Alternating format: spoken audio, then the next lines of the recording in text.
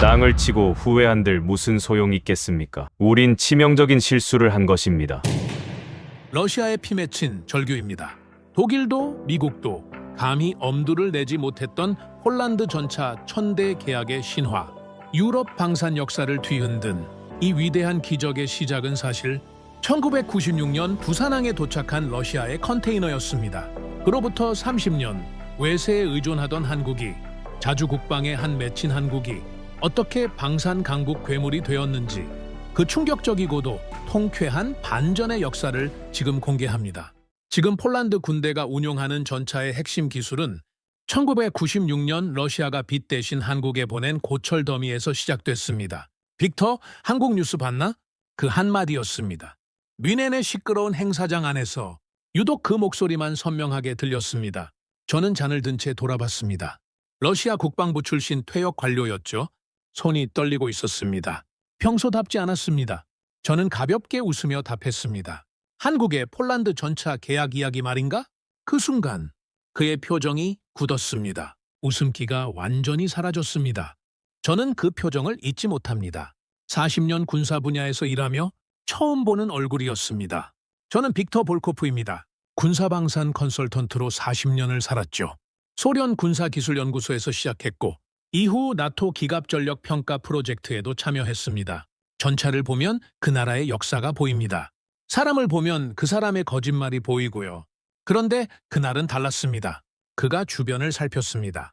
사람들이 듣지 못하게 목소리를 낮췄습니다. 그리고 말했습니다. 우리는 그때 한국의 미래를 넘겨준 거야. 저는 웃었습니다. 당연하죠. 그게 무슨 말입니까? 전차 몇 대 가지고 미래를 넘겼다니요. 하지만 그는 웃지 않았습니다. 표정이 너무 진지했습니다. 오히려 공포에 가까워 보였죠. 저는 잔을 내려놓았습니다. 설마 전차 몇 대 때문에 이러는 건가? 그가 고개를 저었습니다. 전차 때문이 아니야. 그럼? 그들이 배운 것 때문이지. 저는 이해할 수 없었습니다. 배운 것이라니. 무엇을 배웠다는 겁니까? K2 전차 1000대 계약. 폴란드가 한국산 전차를 1000대나 사들였습니다. 유럽 방산 역사상 보기 드문 규모였죠. 독일도 못한 일입니다. 미국도 쉽지 않은 일이었습니다. 그런데 한국이 해냈습니다. 저는 그게 단순한 영업 성과라고 생각했습니다. 가격 경쟁력, 빠른 생산 속도, 그 정도였죠. 하지만 그는 다른 이야기를 하고 있었습니다. 그가 맥주잔을 만지작거리며 말했습니다. 한국으로 보내던 전차 기억하나? 저는 잠시 생각했습니다. 불곰 사업, 러시아가 빚을 갚기 위해 무기로 대신 갚았던 사업이었죠. T-80U 말인가? 그래. 잠시 침묵이 흘렀습니다. 그리고 그가 결정적인 말을 했습니다. 우리는 빚을 갚으려 했어. 그런데 지금 생각해보면 그건 빚이 아니라 미래였어. 저는 그 말을 이해하지 못했습니다. 전차 몇 대가 어떻게 미래가 될 수 있습니까? 저는 다시 물었습니다. 한국 뉴스 봤나? 그가 답했습니다. 봤지. 그럼 끝났군. 저는 그 말의 무게를 그때는 몰랐습니다. 다음 날 조찬 자리에서 저는 단도직입적으로 물었습니다. 도대체 무슨 이야기야? 그가 저를 똑바로 봤습니다. 한국은 우리가 예상한 나라가 아니었어. 저는 그 말을 듣고 처음으로 소름이 돋았습니다. 그날 그의 눈빛은 이상했습니다. 후회하는 사람의 눈빛이었습니다. 저는 러시아 전차를 평생 연구했습니다. 하지만 그날 처음으로 두려움을 느꼈습니다. 전차 1000대가 문제가 아니었습니다. 그 뒤에 숨은 이야기가 문제였습니다. 저는 뮌헨을 떠나며 한 가지 결심을 했습니다. 직접 확인해야겠다고. 부산항에서 무슨 일이 있었던 건지. 저는 비행기 안에서 노트를 펼쳤습니다.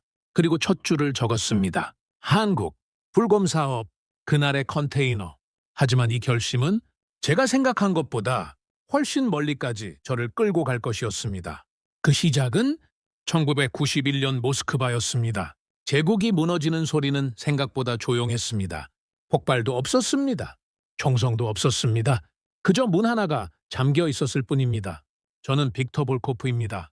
그날은 평소처럼 출근했습니다. 모스크바의 겨울이었죠. 연구소로 향하는 길은 늘 같았습니다.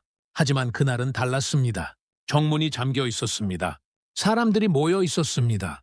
다들 같은 표정이었죠. 영문을 모르는 표정. 저는 경비원에게 물었습니다. 무슨 일입니까? 예산이 끊겼답니다. 저는 다시 물었습니다. 언제 다시 여는 겁니까? 아무도 모릅니다. 그 순간이었습니다. 저는 직감했습니다. 제국이 끝났다는 것을. 연구소 문은 닫혔지만 세상은 멈추지 않았습니다. 오히려 더 빠르게 무너지고 있었죠. 거리로 나갔습니다. 군인들이 거리에 서 있었습니다. 월급을 받지 못한 군인들이었습니다. 상점은 비어 있었습니다. 선반에는 아무것도 없었습니다. 빵을 사기 위해 사람들이 몇 시간씩 줄을 서 있었습니다. 저도 그 줄에 섰습니다.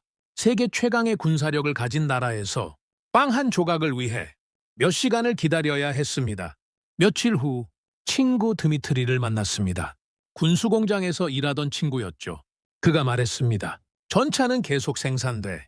그런데 사가는 나라가 없어. 저는 직접 가서 봤습니다.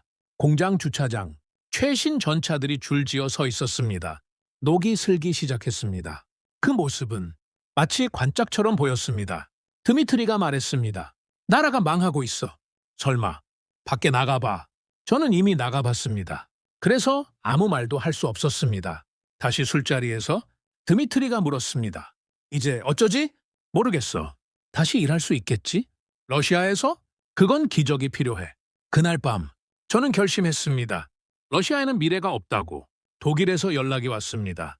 방산 싱크탱크였습니다. 기갑전력 분석가를 찾고 있었죠. 저는 망설이지 않았습니다. 짐을 쌌습니다. 연구소에서 쓰던 자료들, 전차 도면들, 분석 노트들 전부 챙겼습니다. 모스크바를 떠나던 날 뒤를 돌아봤습니다. 연구소 건물이 보였습니다. 문은 여전히 잠겨 있었습니다. 설명도 없었습니다. 제국은 폭발하며 무너지지 않았습니다. 조용히 썩어 들어갔습니다. 그날 저는 러시아보다 현실을 믿기로 했습니다. 비행기 안에서 창밖을 봤습니다. 모스크바가 점점 작아졌습니다. 저는 그때까지만 해도 이 선택이 30년 후 한국이라는 나라와 연결될 줄은 전혀 몰랐습니다. 그리고 그 연결은 제가 가장 무시했던 곳에서 시작되고 있었습니다. 바로 독일에서 들려온 작은 소문이었습니다. 독일에서의 새로운 삶은 단순했습니다. 매일 자료를 분석했습니다. 전 세계 군사력 동향을 추적했죠. 그러던 1995년 어느 날 이상한 소식이 들려왔습니다. 러시아 쪽 인맥을 통해서였습니다. 한국이 러시아 무기를 받는다는 것이었습니다. 저는 처음에 잘못 들었다고 생각했습니다. 다시 물었습니다. 한국이요? 그래. 러시아 무기를요? 그렇다더군. 저는 웃었습니다. 사무실 동료들도 웃었습니다. 러시아 군 관계자들도, 방산 전문가들도, 옛 연구원들도 전부 같은 반응이었습니다. 한국? 그들이 뭘 할 수 있는데? 당시 상황은 단순했습니다. 러시아는 한국에 빚이 있었습니다. 소련 시절 빌린 차관이었죠. 규모는 약 14억 700만 달러. 당시 러시아 경제 상황으로는 현금으로 갚을 방법이 없었습니다. 결국 무기로 빚을 갚기로 했습니다. 불곰 사업이라고 불렀죠. TATU, BMP-3, 메티스 대전차 미사일, 이글라 휴대용 방공 미사일, 최신 장비들이 한국으로 이동했습니다. 저는 그 소식을 들으며 속으로 생각했습니다. 미국 체계로 운영되는 군대가 러시아 장비를 굴릴 리 없다고 잠깐 연구하다가 창고에 넣어둘 거라고. 그게 합리적인 판단이었습니다. 적어도 그때는요. 몇 달 후 다시 소식이 들려왔습니다. 이번에는 좀 더 구체적이었습니다. 한국국방과학연구소에서 전담팀을 꾸렸다는 것이었습니다. T-80U 한 대를 분해하는데 투입된 인원이 수십 명, 분해 작업만 몇 달이 걸렸다고 했습니다. 저는 별 생각 없이 물었습니다. 한국 연구진이 장비를 전부 분해했다더군. 그래서? 그냥 그렇다고. 그 정도였습니다. 저는 대수롭지 않게 넘겼습니다. 전차를 받으면 당연히 분해해서 살펴보겠죠. 어느 나라든 그렇게 합니다. 하지만 그 다음 이야기가 조금 이상했습니다. 분해 수준이 일반적이지 않다는 것이었습니다. 엔진만 보는 게 아니었습니다. 장갑만 보는 게 아니었습니다. 볼트 하나, 배선 하나, 스프링 하나까지 전부 사진을 찍고 치수를 재고 재질을 분석하고 있다는 것이었습니다. 심지어 부품마다 도면을 새로 그리고 있다고 했습니다. 저는 잠시 멈췄습니다. 그리고 다시 넘겼습니다.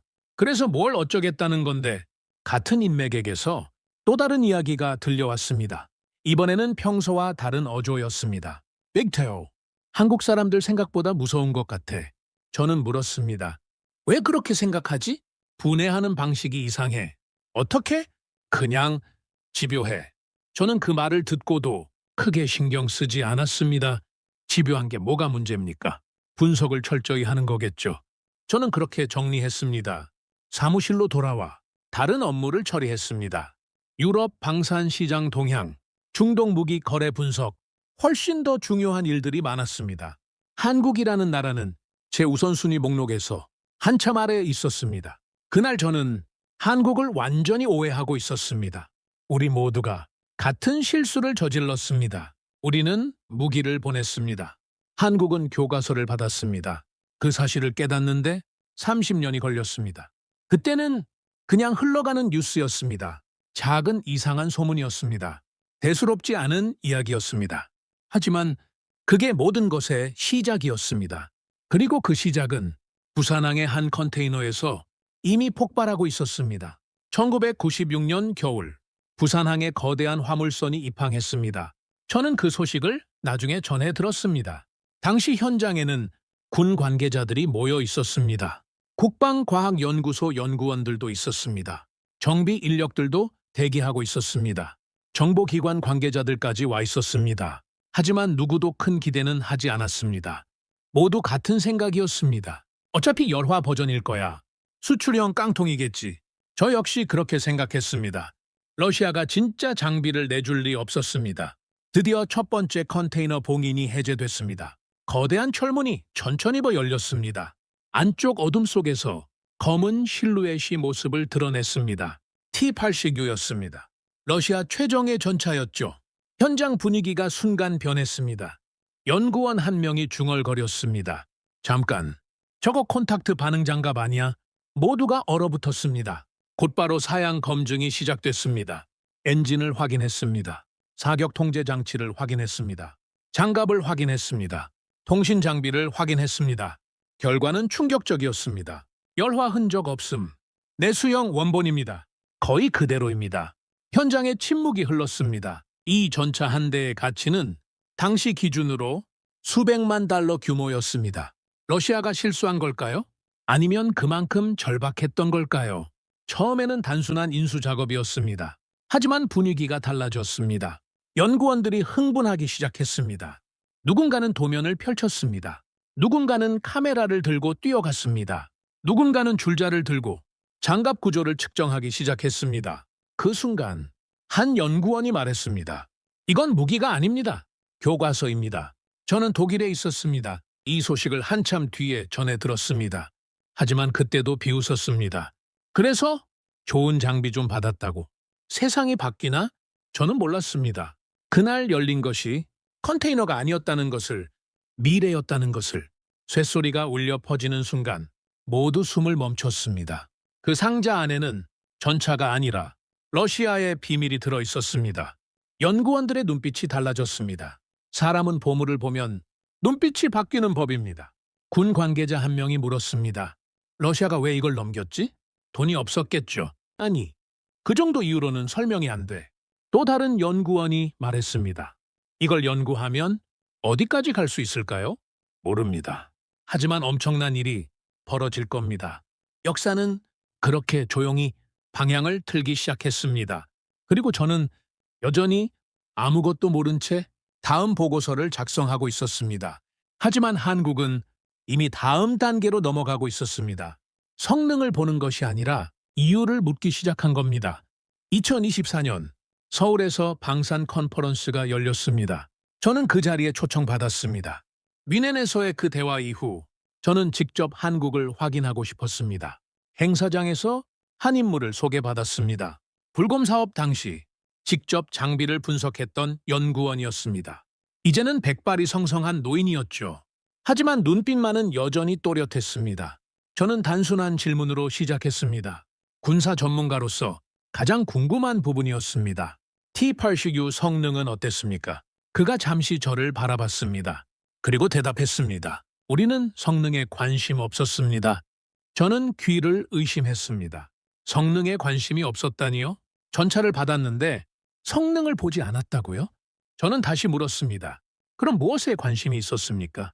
그가 천천히 말했습니다. 우리는 왜 그렇게 만들었는지가 궁금했습니다.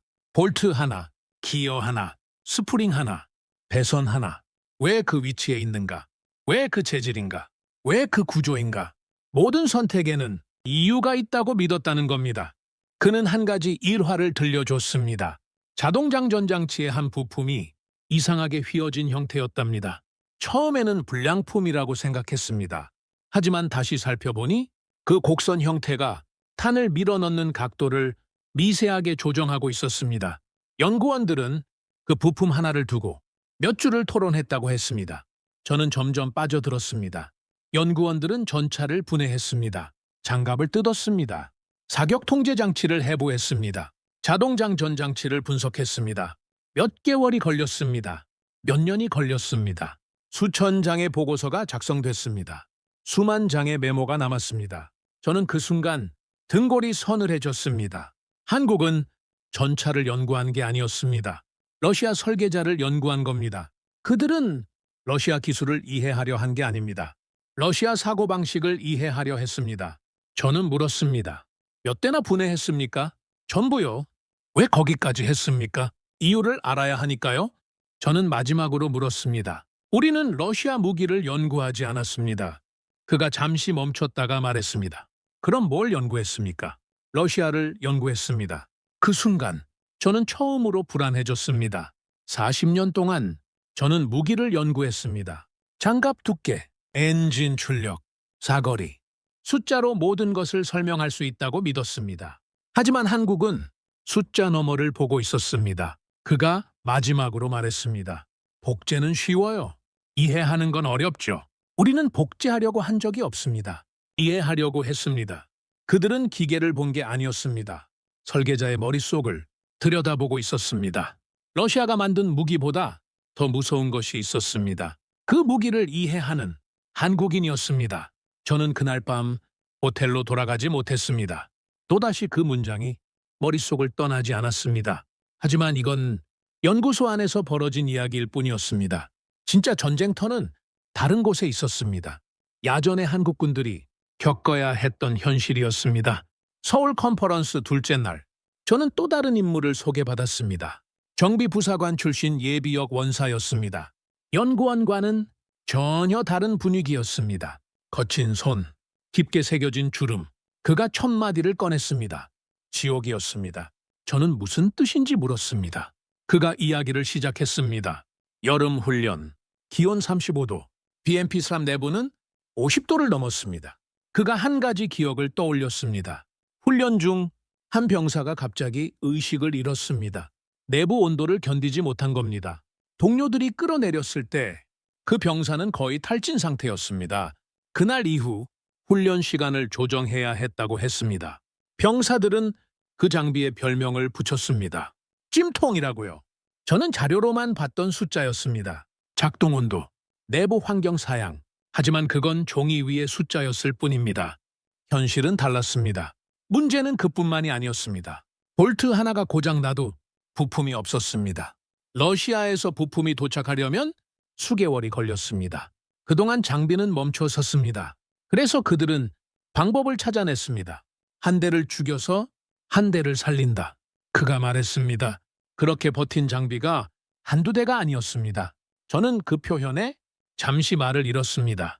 매뉴얼 문제도 있었습니다. 러시아어 교범이었습니다. 번역은 엉망이었습니다. 문장은 이해할 수 없었습니다. 결국 정비병들은 원문을 직접 공부했습니다. 사전을 뒤졌습니다. 러시아어를 익혔습니다. 러시아어에서 영어로, 영어에서 한국어로. 그 과정에서 설명은 사라졌습니다. 의미는 왜곡됐습니다. 그래서 한국군은 다른 방법을 택했습니다. 눈으로 배웠습니다. 손 동작을 외웠습니다. 정비 과정을 통째로 기억했습니다. 저는 그 이야기를 들으며 뒤늦게 깨달았습니다. 한국은 기술을 받은 게 아니었습니다. 기술을 얻기 위해 싸웠습니다. 남들은 불편함을 핑계로 삼습니다. 한국은 불편함을 교과서로 만들었습니다. 저는 물었습니다. 부품이 없으면 어떻게 했습니까? 기다렸습니다. 언제 옵니까? 모릅니다. 또 다른 질문을 던졌습니다. 통역도 제대로 안 됐을 텐데요. 안 됐습니다. 그럼 어떻게 했습니까? 눈으로 배웠죠. 저는 마지막으로 물었습니다. 그 고생을 왜 견딘 겁니까? 그가 잠시 저를 바라봤습니다. 그리고 말했습니다. 언젠가 우리 것이 될 거라고. 믿었으니까요. 성공담 뒤에는 언제나 피냄새가 납니다. 그들은 편한 길을 선택할 수 없었습니다. 배울 수 없으면 훔쳐서라도 배웠습니다. 고통은 한국을 멈추게 하지 못했습니다. 오히려 더 강하게 만들었습니다. 그리고 그 고통이 K2가 됐습니다. K-21이 됐습니다. 중거리 대천차 미사일 현구응이 됐습니다. 저는 컨퍼런스장을 나서며 생각했습니다. 러시아는 무기를 넘겼습니다. 한국은 고통을 가져갔습니다. 그리고 그 고통의 결과가 전혀 예상치 못한 곳에서 세상에 드러나게 됩니다. 바로 2022년 우크라이나 전쟁터에서였습니다. 2022년 2월 24일 저는 베를린 사무실에 있었습니다. 뉴스 화면을 보고 있었죠. 러시아가 우크라이나를 침공했습니다. 화면 속에는 끝없이 이어지는 전차 행렬이 보였습니다. 동료가 물었습니다. 얼마나 버틸 것 같아? 저는 단호하게 말했습니다. 며칠, 길어야 몇 주.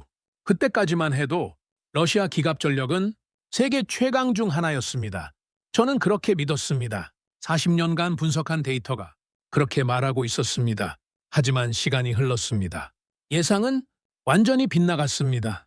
불타는 T-72, 멈춰선 T-80, 폭발하는 T-90.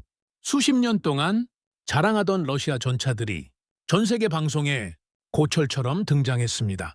저는 충격을 받았습니다. 왜냐하면 저 전차들은 제가 평생 연구한 장비들이었기 때문입니다. 그 무렵 또 다른 뉴스가 나왔습니다. 폴란드, 한국산 K2 전차 1000대 계약, K9 저주포, FA-50, 수십조 원 규모였습니다. 순간 유럽 방산업계가 술렁였습니다. 독일도 아니었습니다. 미국도 아니었습니다. 한국이었습니다. 바르샤바 안보 포럼에서 저는 폴란드 국방부 관계자를 만났습니다. 저는 직접 물었습니다. 왜 한국입니까? 그는 망설임 없이 대답했습니다. 한국만 가능했습니다. 독일은 느렸습니다. 미국은 복잡했습니다. 한국은 바로 움직였습니다. 저는 그날 밤 K2 자료를 다시 펼쳤습니다. 자동 장전 장치, 고기동성, 수중도하 능력, 어딘가 익숙했습니다. 그 순간 모든 퍼즐이 맞춰졌습니다. 1996년 부산항, T-ATU, BMP-3 모든 것이 이어졌습니다. 뮌헨에서 만난 그 러시아 관료가 떠올랐습니다. 그가 했던 말이었죠. 우리는 그때 몰랐어. 한국이 이렇게 될 줄은. 우리는 빚을 갚으려 했지. 그런데 경쟁자를 키워버렸어. 저는 마침내 인정했습니다. 우리가 틀렸어. 무슨 뜻인가? 한국을 너무 얕봤다는 뜻이야. 한국은 러시아 기술을 모방한 게 아닙니다. 러시아 기술을 이해했습니다. 그리고 그 이해를 뛰어넘었습니다. 그들은 복제하지 않았어. 그럼 우리를 넘어섰지. 러시아 전차는 무너지고 있었습니다. 하지만 러시아의 철학은 살아남아 있었습니다. 그 철학은 한국에서 새로운 모습으로 태어났습니다. 저는 그제야 모든 연결고리를 봤습니다. 1996년의 선택이 2022년의 세계를 만들고 있었습니다. 그리고 저는 이 모든 이야기의 결론을 내려야 할 때가 됐다고 느꼈습니다. 저는 30년간 군사기술을 연구했습니다. 수많은 국가를 봤습니다. 강대국도 봤습니다. 몰락한 제국도 봤습니다. 하지만 한국만큼 특이한 나라는 없었습니다. 한국은 최신 무기를 받아서 성공한 나라가 아닙니다. 최악의 상황을 기회로 바꾼 나라입니다. 남들이 버린 것, 남들이 실패한 것, 남들이 포기한 것, 그 속에서 가치를 발견했습니다. 러시아는 장비를 넘겼다고 생각했습니다. 전차를 넘겼습니다. 미사일을 넘겼습니다. 장갑차를 넘겼습니다. 하지만 정작 중요한 것은 따로 있었습니다. 설계 철학, 전쟁 철학, 생존 철학. 한국은 그것을 가져갔습니다. 저는 오래 고민했습니다. 한국을 어떻게 설명해야 할까? 모방입니까? 아닙니다. 복제입니까? 아닙니다. 절도입니까? 더더욱 아닙니다. 가장 가까운 표현은 하나뿐입니다. 청출어람, 쪽에서 나왔지만 쪽보다 푸른색입니다. 한국은 러시아에게서 배웠습니다. 그리고 러시아를 넘어섰습니다. 저는 한국에서 촬영된 K2 영상을 봤습니다. 전차가 언덕을 넘었습니다. 흙먼지가 솟구쳤습니다. 태극기가 바람에 흔들렸습니다. 그 순간 저는 1991년 겨울을 떠올렸습니다. 문 닫힌 연구소, 추위에 떨던 과학자들, 녹슬어 가던 전차들, 그리고 30년 후 세계가 한국 전차를 주문하고 있습니다. 역사는 참 잔인합니다. 그러나 동시에 공정합니다. 배운 자가 살아남습니다. 한국이 특별한 이유가 뭘까? 포기하지 않았기 때문이지. 그들은 운이 좋았던 걸까? 아니, 준비되어 있었던 거야. 빅터, 결국 누가 이긴 것 같나? 배운 자들. 저는 이제 인정합니다. 러시아는 빚을 갚으려 했습니다. 한국은 미래를 가져갔습니다. 그리고 그 미래는 이제 세계를 움직이고 있습니다. 저는 평생 러시아 전차를 연구했습니다. 소련의 전성기도 보았고 몰락도 보았습니다. 그리고 지금은 한국의 성장을 보고 있습니다. 많은 사람들이 묻습니다. 한국은 어떻게 여기까지 왔느냐고. 제 대답은 간단합니다. 한국은 남들이 받은 것을 받은 나라가 아닙니다. 남들이 버린 것 속에서 가치를 발견한 나라입니다. 러시아는 빚을 갚으려 했습니다. 하지만 한국은 미래를 가져갔습니다. 그리고 그 미래는 지금 세계 곳곳의 전장에서 달리고 있습니다. 저는 이제 인정합니다. 우리가 넘긴 것은 무기가 아니었습니다. 한 나라의 운명을 바꿀 씨앗이었습니다. 그리고 저는 이 씨앗이 또 어디에서 자라고 있는지 계속 지켜볼 생각입니다. 오늘의 사연은 여기까지입니다. 내용이 마음에 드셨다면 구독, 좋아요로 응원해 주시고 댓글로 대한민국 화이팅을 외쳐주세요. 영상 제작에 큰 힘이 됩니다.